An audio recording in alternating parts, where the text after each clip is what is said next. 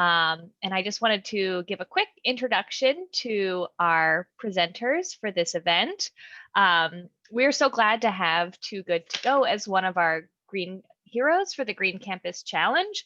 And of course, when we think about sustainability on our campus, food is such an important part of that. It's not only the food that we eat and is it coming from sustainable sources, it's also what do we do with it, when we don't eat it, or the parts that we waste, whether it's packaging or food waste, whatever it may be. And that needs to be something that all of our campuses are considering as we're trying to be more sustainable. And it's something that Too Good To Go makes their primary mission. So I'm thrilled to have Frederick and Philip with us to share a little bit about the mission of Too Good To Go and also teach us a little something along the way. So thank you both so much for joining us and welcome.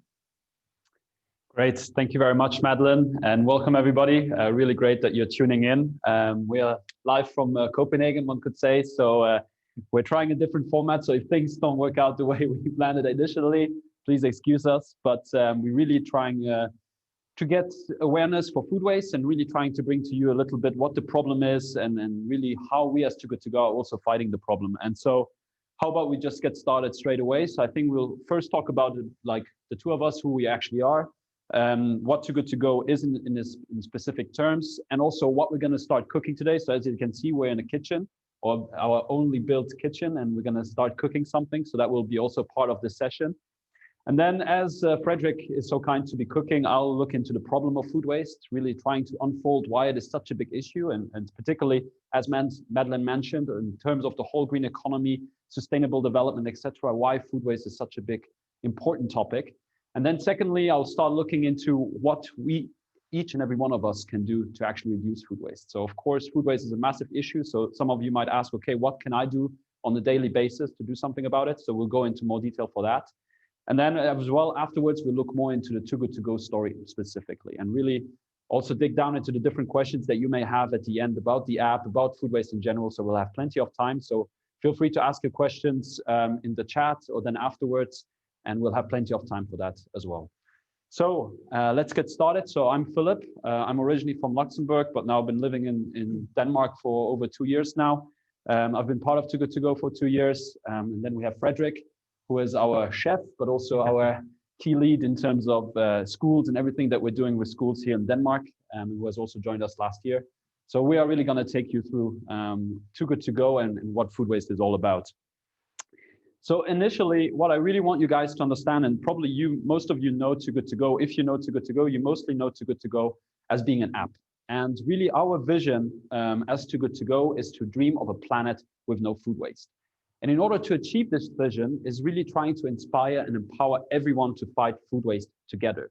And what I really want you guys to remember here is that, for us as an app or just as a solution to food waste, we cannot do it alone. There's so many things that are happening around the world in terms of like solutions, in terms of legislation that needs to come into play, but we cannot do it alone. So we need to start inspiring and empowering everyone to fight food waste together. And that's why we have, of course, the application, which is the normal solution, which you might know of, but we're also doing a lot of other things, trying to impact public affairs. So looking into the legislation, how things can start changing, how we can also start talking about it also in schools, trying to get the younger generations to think about food waste at the same time, and also getting consumers and businesses on board, trying to impact them as well, and really start changing behaviors from the grassroots upwards. And this is really what we call the movement against food waste. So we really focus our work on 5 different pillars, as you can see, and we're really trying to achieve impact across the board in that sort of sense.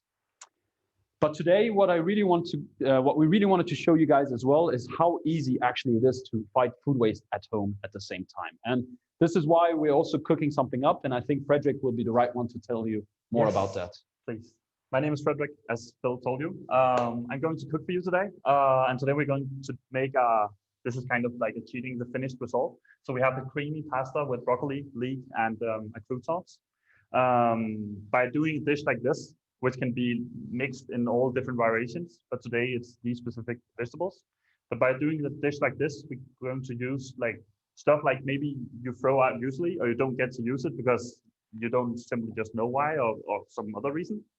Today, that's the top of the leek, the very top that people sometimes throw out. Then we have the whole broccoli. Yeah, We talked about that was always going to happen. Yeah, exactly. And then we're going to use the whole broccoli. So that is not only the bouquet, so like this top part, but as much as well as the stem. The stem is very nice, and it's almost like a different vegetable. So you get actually you get two in one. And also we're going to work with some stale bread. The very common guest in many kitchens. A lot of us throw this out, me as well sometimes, but we're going to change that today. Then we're going to work with some lemon as well as the peel, pasta, rosemary, garlic. We have some cheese here. So this is a freeze-proof container where I put in all my odds and ends. That can be odds and ends like this from a mature cheese, as well as the pre-sliced ones that everyone knows. It doesn't really matter, but freezing this, keeping it for whenever we need it, is very nice. If you do like baked stuff with gratins, like with cheese on top, or if you do like a cheese sauce, as we're going to do today. Yeah, so I think I'm just going to get started like in the small steps, and then we will try to go back and forth to see whenever it makes sense for you guys. Exactly, we'll get back to you. All right, perfect, guys. So yeah, as Fredrik is cooking along, let's, for us, dig down into the problem of food waste and why it is such a big issue and why it is so important to talk about it. As some of you may know, food waste is such a big issue that actually the biggest statistic of all is that 1/3 of all the food that is currently produced is going to waste.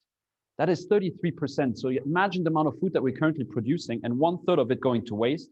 That really equates to 1.6 billion tons of food every single year. Probably just like for me, 1.6 billion tons doesn't really mean much. You know, it's such a big number that it's actually difficult to grasp. So basically what it means is that 51 tons of food are wasted every single second. And this is not like bones or inedible parts or peels or etc. It's really perfectly edible food that is going to waste at the end of the day. And so that's a massive amount. So imagine how many seconds are per day, per week, per day, etc. There's a huge amount of food being going to waste every single day. But of course, as well, I think a lot of you are either from the US or you're studying in the US through MIT or in DTU here in Denmark. So you might think, okay, is this really an issue that is going on around the world, or is it just something that is happening in the US and Denmark? And really the short answer to this is that every single country around the world currently is wasting food.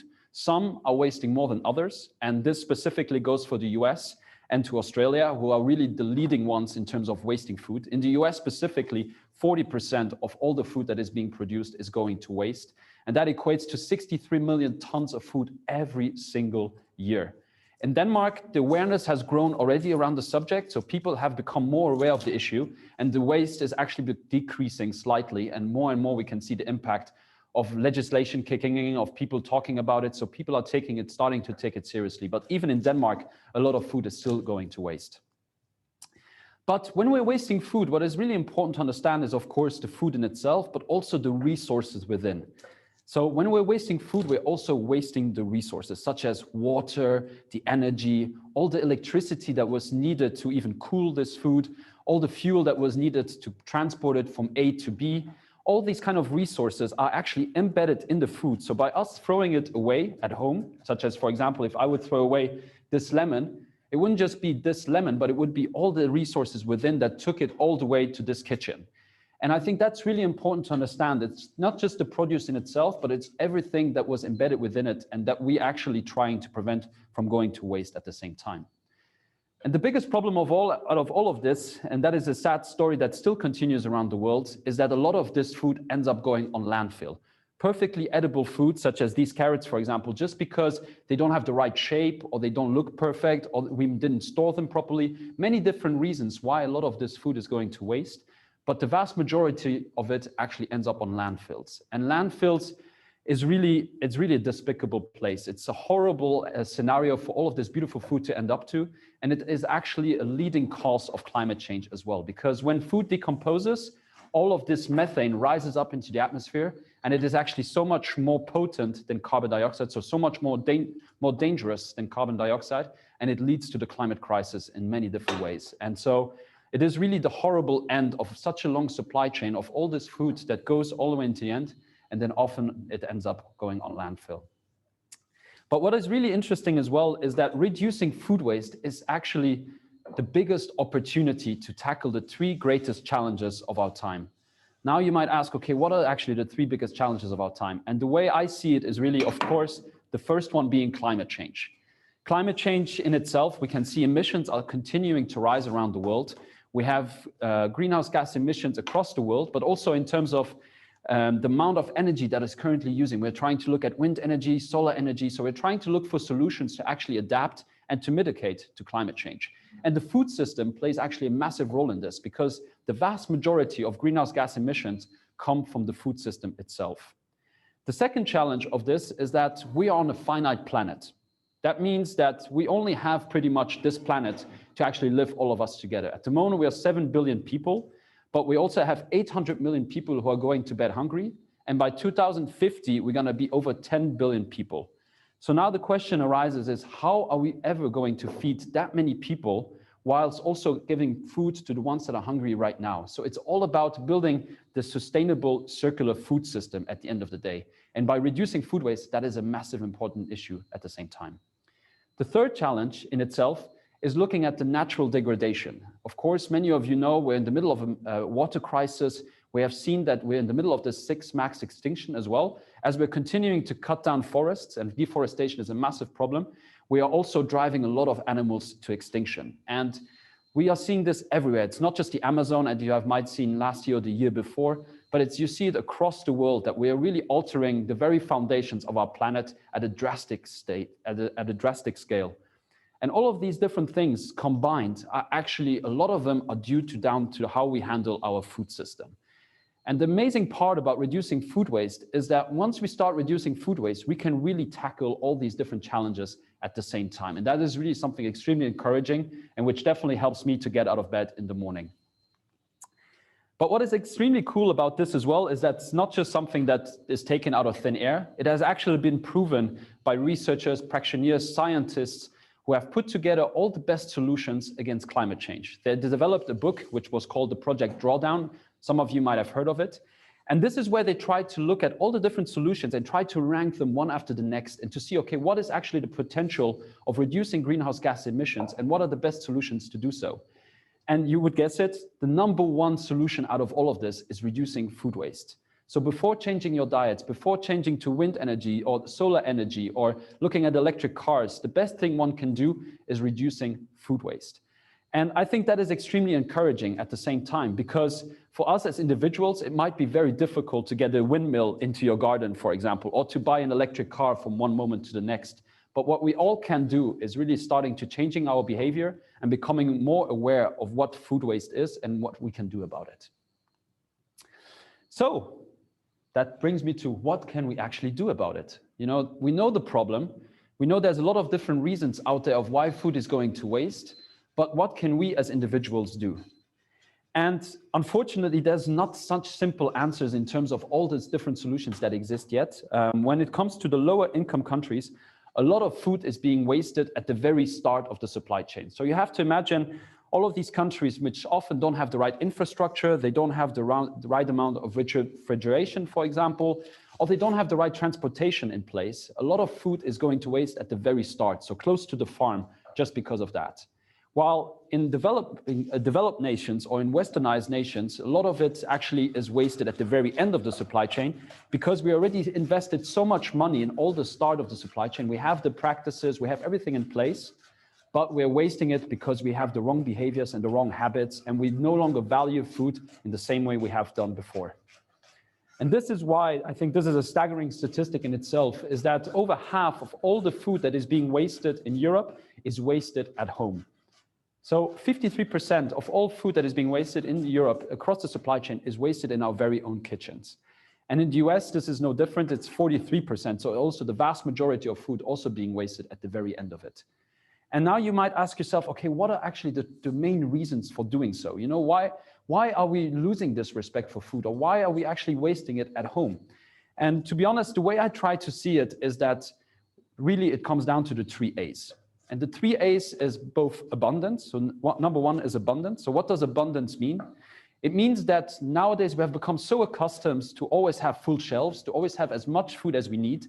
A lot of us are very lucky to always have a plate in front of us, to always be able to go to the supermarket, And that's, of course, because of that, we have also started to lose respect for the food. We're starting to value it less and less because it's always available.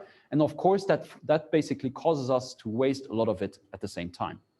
The second one is affluence. So affluence, a word maybe many of you might not have heard of. I didn't hear it before either.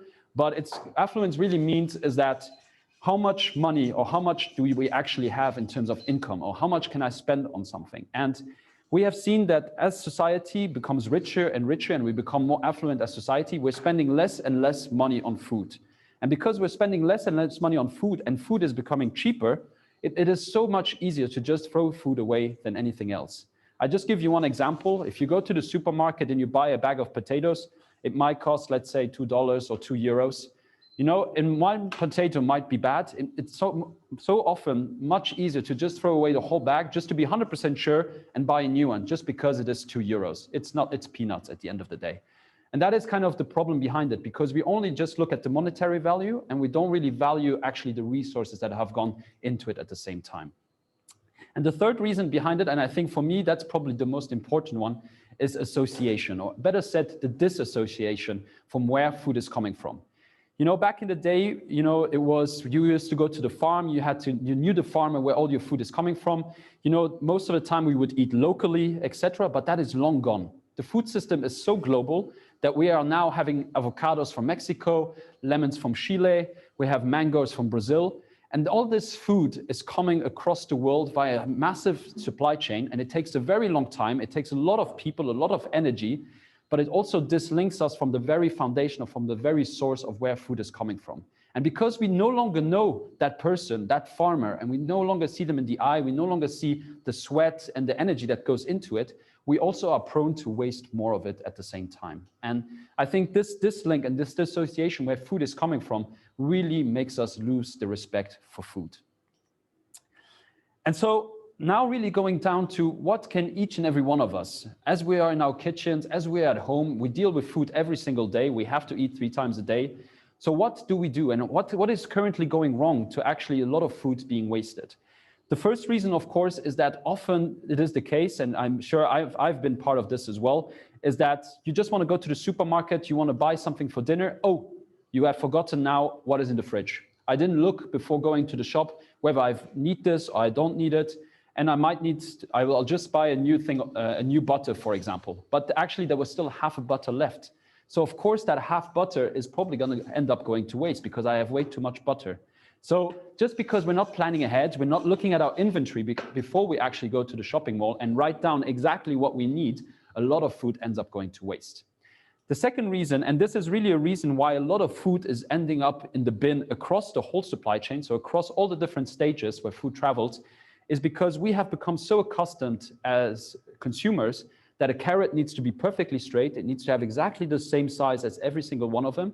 It's not allowed to be crooked. It's not allowed to have any blemishes on it. And that causes up to 30 to 40% of all food being wasted already at the farm, just because it doesn't have the right shape, the right appearance, and just doesn't look perfect.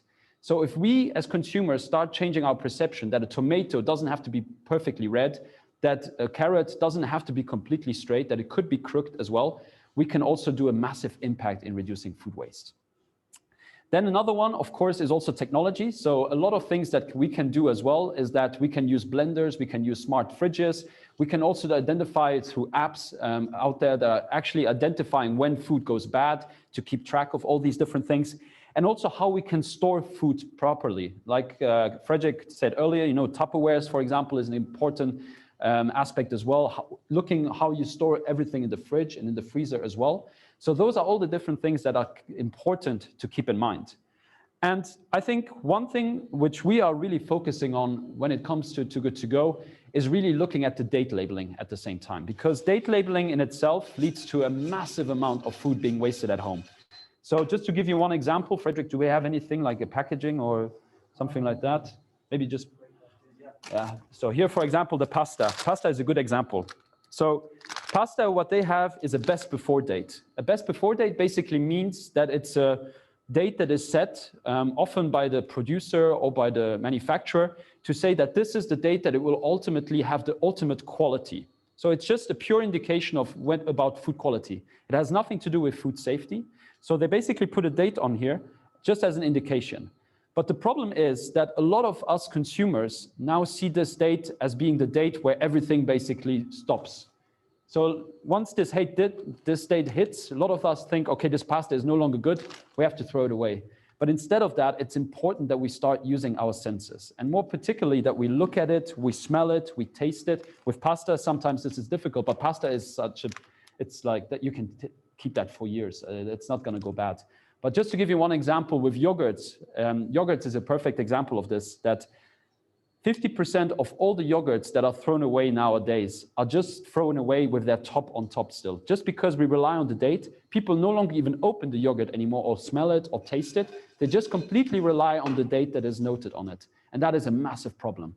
So really it is about using our common sense, and really using our common sense also to using the other senses to start looking more and more into it. And we take date labeling so seriously that we have also started an initiative, which is called Often Good After. And this is basically where we are starting to work together with producers, with retailers, supermarkets, on really making sure that they start putting best before, often good after on their packaging, and to really give guidelines to consumers that they should start using their senses at the same time. And it has become an extremely important initiative for us. We're working with the likes of Nestle, Danone, Unilever, so very big producers as well, trying to make that onto packaging as well and really raising awareness for the issue. The second one, which we're really working on as well, and I think Christmas is the ultimate scenario for this, and so this is what we launched over Christmas as well, is our love or hate actually for leftovers. Particularly over Christmas, you have now, this year was probably a bit different because we are all were in our restricted areas and it was not as easy to meet our families. But in Christmases before that, particularly, is that we always have a massive amount of food lying on our tables. We eat so much, we can no longer move after the 26th of December. I don't know about you, but for me, it's like you eat way too much, you overeat. And then a lot of these leftovers are just left there. And you put them in the fridge, you forget about them. You look into the fridge, you're like, oh no, I'm still bloated, I don't want to eat anymore. You know, and what ends up going to waste is all these beautiful leftovers, which you might have enjoyed over Christmas, but you just don't want to eat them anymore. And so what we really want to make sure as well is that in our communications, we start sharing with people that you can share all of this food. You can go to your neighbors, you can give it to somebody else. Even at your Christmas, you put it into a Tupperware and you give it to your guest, for example. This is really what my grandma always did. You know, before we even leave, she would say, hold on, take all the leftovers with you because I won't be able to eat it. And she spent the whole day cooking in the kitchen. So exactly. Obviously, she knows she don't want to. She doesn't want to let it go to waste. The second one is freeze. It sounds very simple, but yes, you know, if you no longer want to eat it the next day or the next week, you can freeze up literally everything. Honestly, it's like just put it into a Tupperware, put it in the freezer, you take it out, and very often actually it tastes so much better than the day before. So freezing is a perfect way of doing so as well. And the third one is remixing. And what we mean with remix is that a lot of these produce, let's say, for example, you have boiled potatoes that are left over after Christmas. You don't always have to keep them as boiled potatoes. You can cut them up and make other potatoes out of it. You can make a gratin out of it. You can make mashed potatoes out of it. You can really reinvent the actual produce in itself and really make something new and exciting out of it. So you can always start repurposing it into something else. So leftovers are often seen as something negative. I know that, you know, if I would go home and I would ask my friends, you know, what are you eating tonight? They would say, oh, I'm eating leftovers. It's always like, oh, well, that's a bit of a shame. That's a bit boring. But it doesn't have to be this way. You know, it really is something, you know, that we should start cherishing and really start embracing again at the same time and really trying to make sure that that food doesn't go to waste. So it's actually one of the points of this this whole cooking this dish, because in this dish I'm thinking about like, so we don't want to create leftovers that we don't want, if that makes sense. We actually want leftovers that would be nice and that would be delicious to eat. So the idea here is that you make different kind of items and then you put together. So the first item here is the crispy croutons. That is the stale bread, fried in oil with, and the oil is then flavored with garlic and rosemary. It's very simple. These just came off the pan, so they need to cool off now, and some grease. Yeah, foil or paper. Grease paper. Yeah. Put it on this paper that can retract all the excess grease, and then you actually just whenever they cooled off, you put them in an airtight container, and then you can store it in your cabinet and use some salads and in soups and whatever you want. So this is a perfect example of doing like a remix in beforehand. So this is good for remixing in every kind of dish you want. The same thing we're going to do with the sauce. I started up some water over here. And this is just water. We're going to add salt. I'm going to shut this up first. Yeah. And then we're going to boil the stems of broccoli. That is what I was chopping before. So boiling the stems of the broccoli and the top of the leek will give us a nice green sauce, which we're going to taste with the cheese, the frozen cheese, as well as butter and some salt and sugar. And then you have like this green, amazing, bright, creamy puree, for which we can use for anything between making this pasta again, just with another kind of vegetable. So don't use the broccoli next time, use cauliflower, use kale, use some other kind of cabbage, or even carrots, whatever you want. So you make a puree, you make croutons, and then basically then you can remix it for whatever you want. This sauce is amazing as like a green base on a pizza, because it actually contains some cheese, so it will melt very good. Kind of healthy, but as well, like, don't make healthy eating a hell. Just make it nice and comfortable. That's whatever works for me, at least. Yeah. So I just wanted to show you that. I don't know if you can actually see it, but this is the amount that we are wasting right now.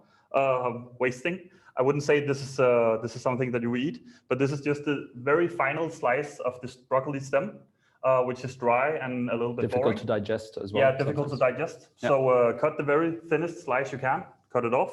And this is the very end of the leek top, which can be, again, difficult to digest, a little bit boring. But if we cut it very finely and boil it, then we can blend it and it will be this very nice, bright, green, creamy sauce for pasta. Yeah. There you go.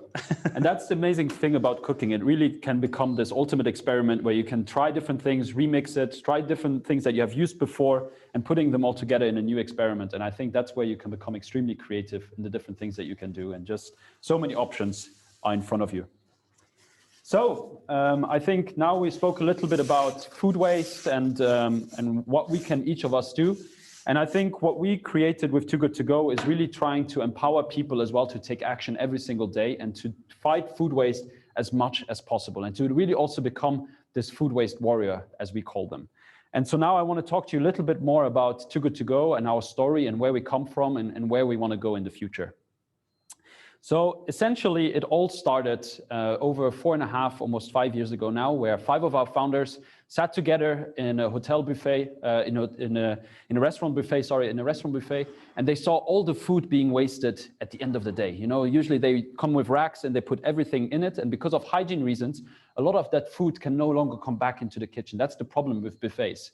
And so they were wondering, you know, how about we actually create a solution, or we create an app that connects these businesses that have this surplus food and basically give it to people that want it and at a reduced price. Why at a reduced price? Because it's ultimately not the ultimate quality anymore, but it's still perfectly edible to be eaten at the end of the day. And so this is why they created Too Good To Go, because that food is simply too good to go into the bin. And the app is extremely easy to use. You can download it for free. And ultimately what happens is that through geolocalization, you are able to find all the different bakeries, restaurants, hotels that currently have food to be saved. When you go onto that, you can then select a magic bag to be selected. And that magic bag is basically made up of all the produce that would otherwise have gone to waste at that day.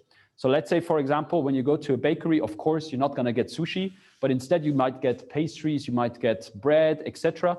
And often it is in massive amounts. And it's really something that's a really good deal for value. I think it's definitely, usually it's 1/3 of the price. And it really makes sure that all the food that has been produced on that day is also consumed on a different way at the same time. And of course, then you can select it, you can reserve it. And then at a selected time, usually just before closing time, you can then go to that location and you pick up that magic bag and you can go home. And that's it. And that's how you can reduce food waste in a very active way at the same time. So now you might ask, okay, where can I do this?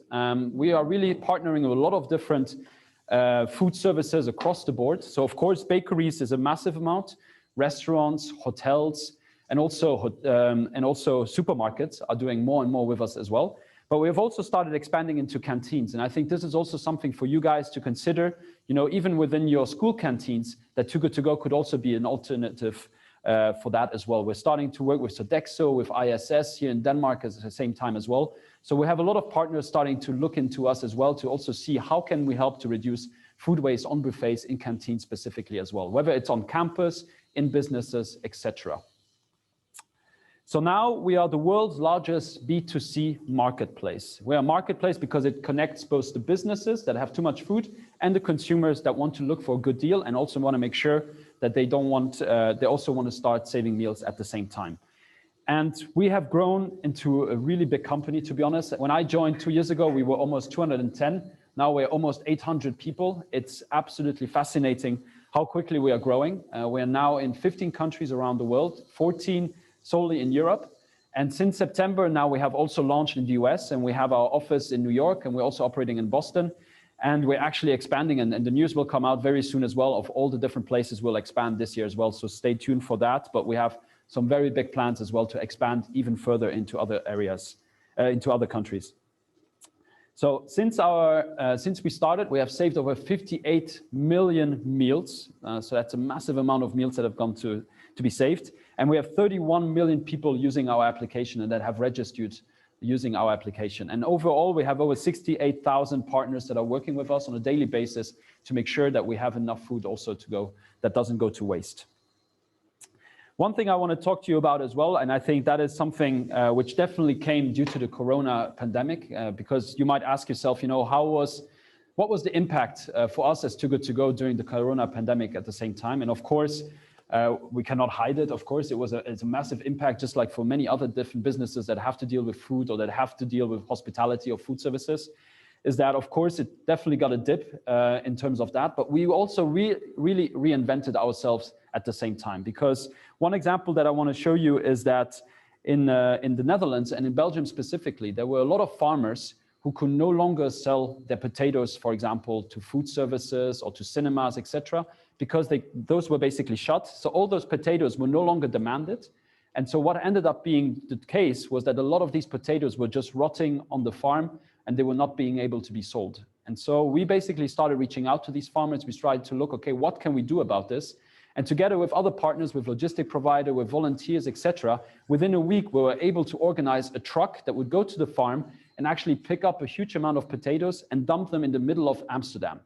And it was extremely popular. It was sold out within a few hours only. And it was such a popular thing that actually people, as you can see, these elderly gentlemen and lady actually went with that little pickup thing as well to pick up all the potatoes they could only fit into it. And I feel that's just absolutely amazing. You know, what we can do and how we can really try to make an impact at the same time going forward. And what was so successful about this is that it wasn't just in Amsterdam. We actually replicated this across other 10, I think up to 10 different cities in the Netherlands. And we even did an initiative as well in Belgium, trying to raise awareness for potatoes that otherwise went to waste. We did the same thing in Switzerland with apples. I think in Denmark, we did something with cheese, right? Where we helped to save cheese from food producers Potatoes as well. So yeah, it's a huge amount of opportunity as well started arising just because a lot of food was going to waste.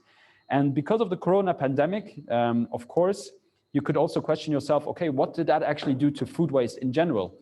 And the positive part about all of this, and that actually was a lot of encouraging signs, was that there was a study that was done in the UK that actually suggested that food waste during the pandemic and during the lockdown actually started going down at home.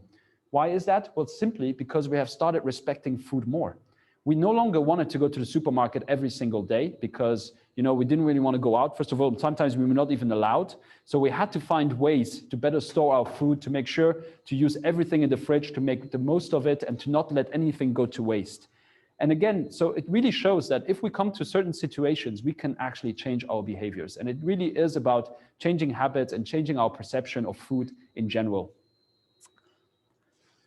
Then one last thing I want to talk to you guys about still, and then we can go into the questions, is our new YouTube channel. If you want to learn more about food waste in general and the impact it has on our planet, also the people behind food, and also some cool recipes, just as Frederick is doing here, then you can check out the new YouTube channel. This is where we really create a lot of content around it, where you can try to inspire yourself even more and really get more into the issue of food waste and the food system in general. So this is it, guys. I hope you enjoyed it. Of course, we're not done. We're happy to stay here and ask questions. I'm going to continue cooking. Yes, it's not done yet. You have to see the final result. So yeah, if we have any questions, go for it. I just want to say thank you both so much. I'm so excited to see what it looks like when you're finished cooking, Frederick. And I think I'll speak for everyone who hasn't had lunch or dinner yet that I'm now pretty hungry. So thank you for that. Here with us with all the smells. That's yeah. Exactly. So I'd love to open it up for everyone who might have questions. You can either share those questions in the chat and I'll read them out, or if you want, you can raise your hand, which is under the participants thing icon at the bottom. You can either click the raise hands icon or the yes green button, and I'll call on you to ask a question.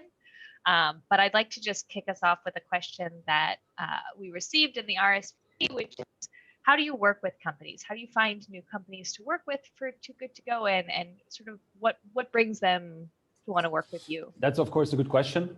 Ultimately, there's two different ways. We have seen it in two different ways happening, where companies or bakeries, restaurants, any partners that could be potentially partnering with us, they reach out to us directly because they have seen in the local newspaper, they have seen that other local food providers have also joined Too Good To Go. So of course they want to know more and they also want to join it. So that's, of course, we get a lot of people and a lot of companies joining us through that. And also by us just proactively actually knocking on the door, really making sure, and we go tell them, how much food are you currently wasting? A lot of them sometimes even say at the start, oh, I'm not wasting much. But then, of course, as you start digging a little bit more and actually finding out, okay, there is actually quite a bit of food waste. And the problem is that, or actually the biggest opportunity for us is that a lot of these food services, a lot of these bakeries, they spend a lot of time, a lot of money on actually producing food, but they're missing a solution to actually give it to somebody else. So for us, we're really becoming this kind of solution provider that actually gives them this second chance for food that was otherwise going to waste. So actually they're extremely happy for somebody like Too Good To Go to come there and actually help them out in that sort of sense. So it is really a win-win solution in that sort of sense. Perfect. Thank you. All right. Any other questions from the audience? Just click that yes button or raise your hand, or just go ahead and type it in the chat. Any of that is fine.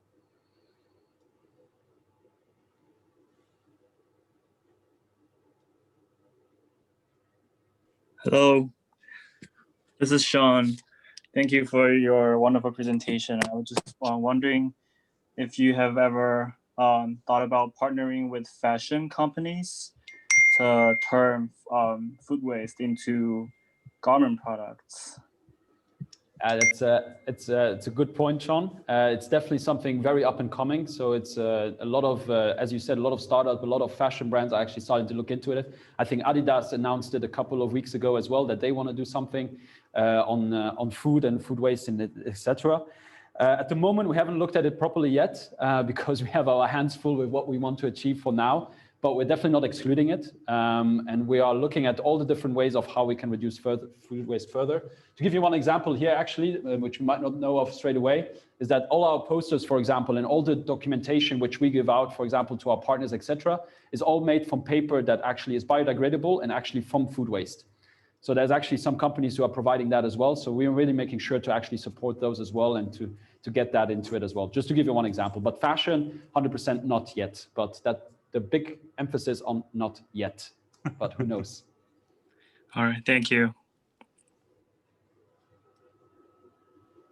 Thank you, Sean, for asking that great question. Anyone else? And yeah, feel free to just unmute yourself and turn on your video also if you have a question that you'd like to ask.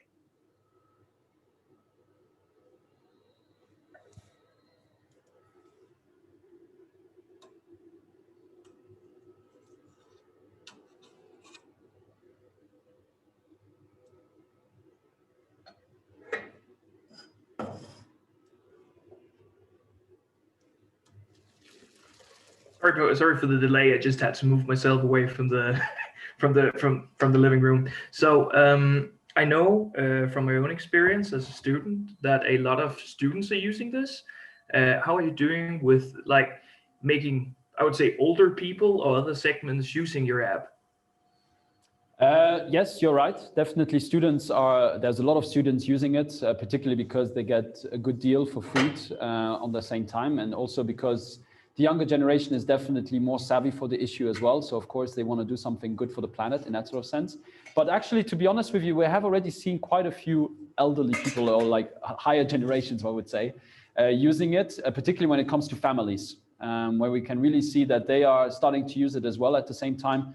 Because very often they might not want to cook at a certain time period and they quickly check on the app, okay, what else can I go save? And they save it on their way home, for example. So families is also definitely one aspect as well. Generations above that, of course, that always depends on how tech savvy they are, right? So I don't know about your grandma. My grandma is definitely not great with her phone, but if they are, of course, that's something that we definitely encourage at the same time. But I would definitely say it's more for the ones, families, I would say, and students at the same time. But it can really range for sure. Right, thank you.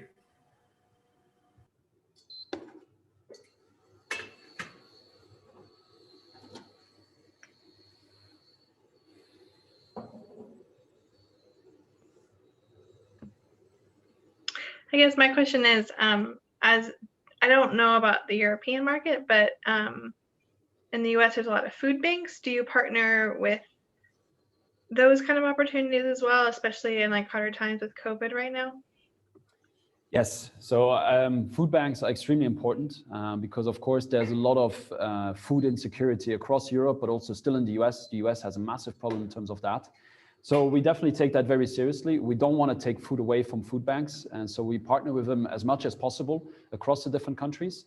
So to really make sure that at first place, you know, that food banks get the most amount that they can get, and then we can basically come into the play. What is most important as well with food banks is that often they are actually completely overwhelmed with how much food is going to waste and how much food they can accept. They sometimes don't have the right storage space, or they cannot accept every single type of food. And that's, of course, where we can perfectly complement one another.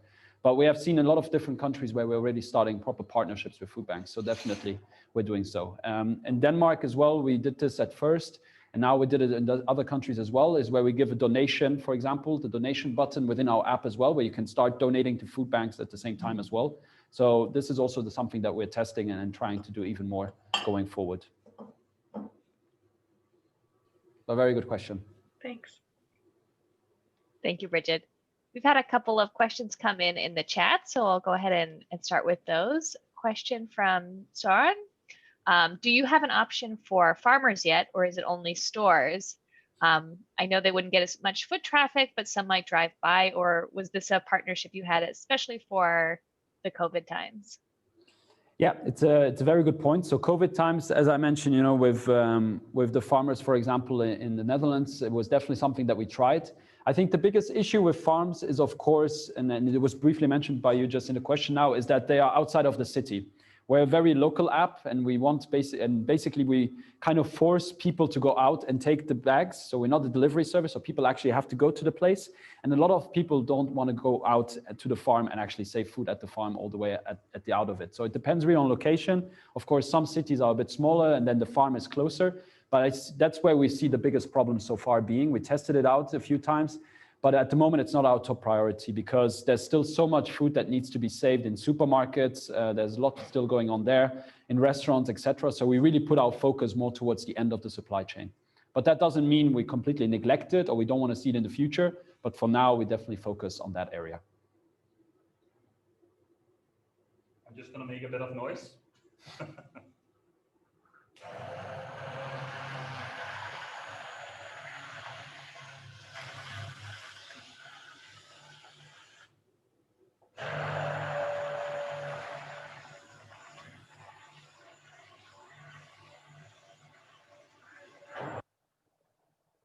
We have another question from Kristen, but I'll let you finish with the immersion blender before I ask.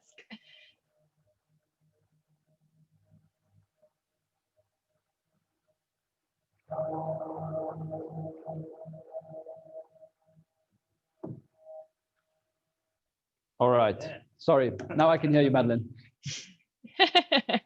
No problem.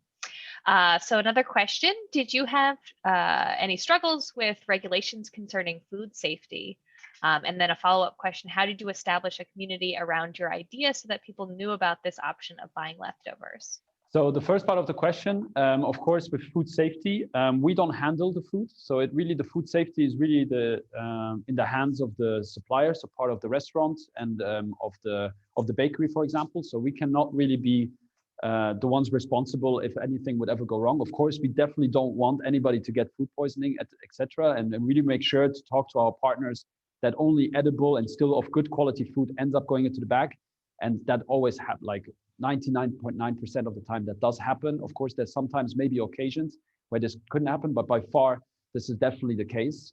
So we make sure that that is really 100%. And we also work very closely with food authorities in the different countries so that we are, of course, operating perfectly legal and that everything goes right. Of course, that's a given. What was the second part of the question? The second question was, how do you establish a community around your idea so that people know that it's an option to buy this leftovers or what might become food waste? How did you get it out there when you just started? When we just started, I was not one of the founders at the very start, so I don't know how exactly they did it. I think definitely the first instance was definitely towards students because they were students themselves. So it's about also making the whole, I think the biggest selling point of all of it was this kind of win-win-win scenario, as we call it. So the first win is, of course, for the consumer, because you still get edible, good quality food for 1/3 of the price at the end of the day. It's a win for the partner because, of course, they can make sure that all of the food that they actually produce is not going to waste at the same time. And the biggest win as well is, of course, also for the planet. And I think that is why it is such a big selling point in that sense as well, is that we really want to make sure that all food produced is also food consumed in the end. And I think that really makes this perfect kind of alignment and all these wins. And that's kind of the secret behind it, I would definitely say, which got it out. But I would say the different communication matters, of course, social media, word of mouth, really trying to get as many partners on board as well. So to get the right amount of demand and the right amount of supply at the different times, and really going full expansion very quickly. That is really our secret, I would say, in that sense. Perfect. Another question from the RSVPs is, what methods do you use to gather feedback to assess your quality of service and how consumers are reacting to the app? So we have a really great customer care team in all our countries. So we have, first of all, we have partner management. So we are really focusing on just our partners if they have issues. So we deal with our partners, but also at the same time, we also have customer care. So we get a lot of emails through them via social media, emails, etc. We will make sure we basically deal with all of these different things which may come up. One areas, for example, that often comes up is, let's say, for example, there's this magic bag that was saved, and let's say it is bread, and there might be like 1 kilo of bread in there. One person cannot eat that all at once. So often we get questions, what can I do with all of this bread? How come, it was this much? What can I do about it, etc. So we definitely want to share these kind of tips and tricks with them at the same time. So really making sure, this is what you can do with it, sharing recipes, etc. So I think it's mostly, it's not really complaints. It's more about, what can they do more with all of that food actually, and really trying to fight that as well. I think that's definitely some approaches that we definitely got from people. Thank you. Any other questions from the audience? Again, feel free to unmute yourself and turn on your video or just type them in the chat. I'm happy to read them out. We have just a few minutes left. And then I'm sure we're all looking forward to seeing what we'll be wishing we were eating. Maybe I should just finish up the distance while people can think about the last questions. So now we basically are done with all our elements. Right now I do have like the pasta still boiling. You have to take it off like a minute before the packaging directions. So pasta boiling, we have slightly pan-fried broccoli bouquets. And then we have our crispy croutons and our creamy broccoli sauce. The idea here is that we do it kind of quickly. Pasta is always it's always absorbing water, and the more that you wait, the more soggy it will get. That is why you stop the process of boiling well before it's actually done. So just with something like this. No, it's just going to the Okay, pan perfect. actually. Okay, good. So the idea is here that you actually bring a little bit of the cooking water. That's actually only a good thing, and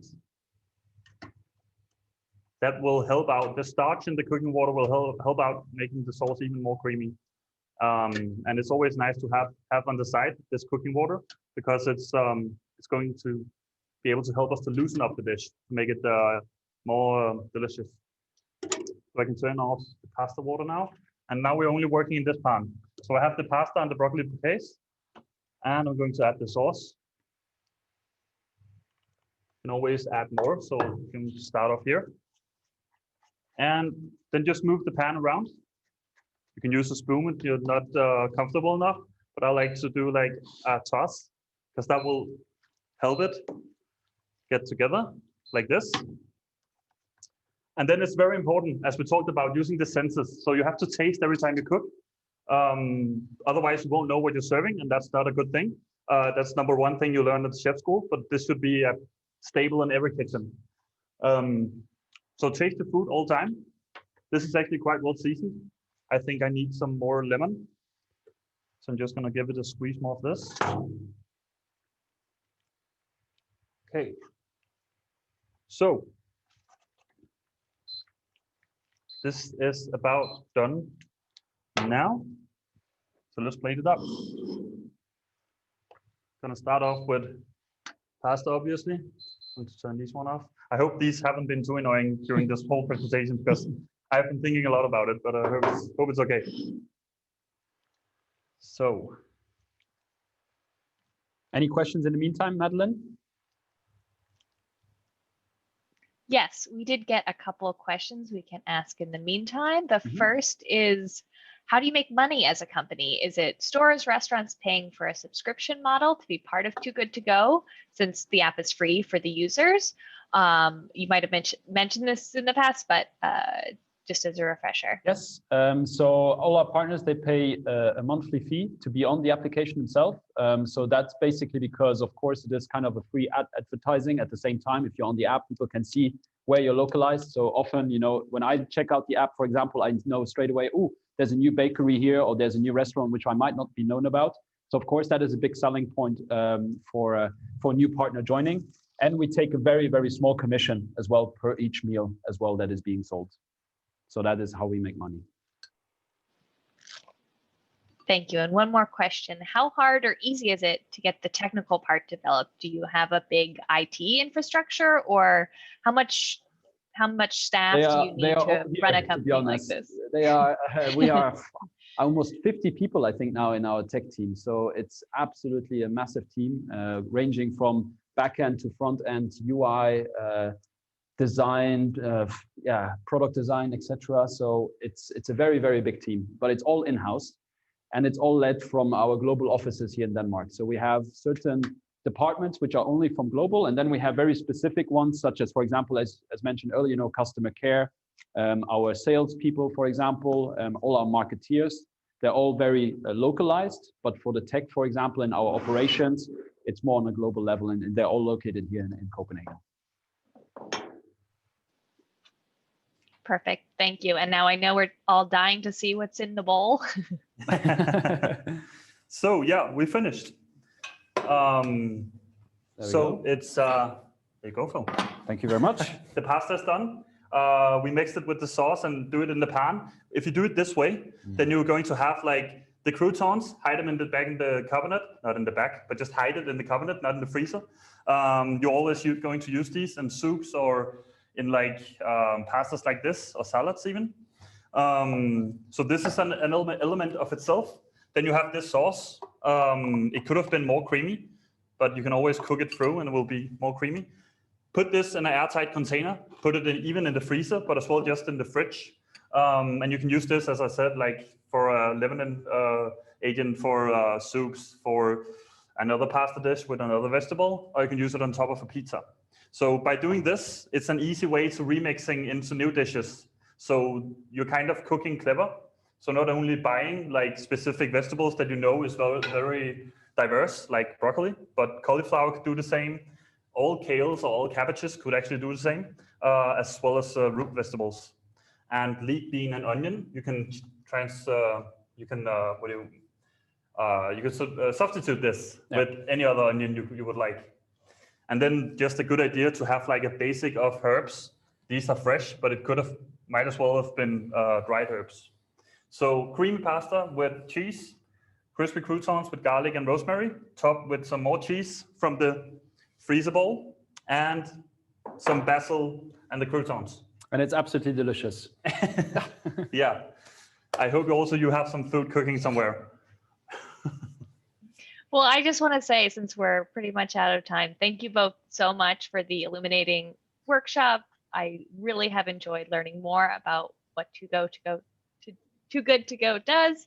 And I just want to say that I appreciate you joining this event and teaching us a little bit more about food waste today. So thank you very much. Thank you so much for letting us. Yeah, thank you. Thank you. Have a good evening, everyone.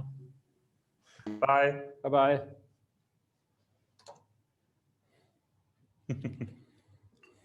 He says hi. Hi. Hi. Hi. Be safe.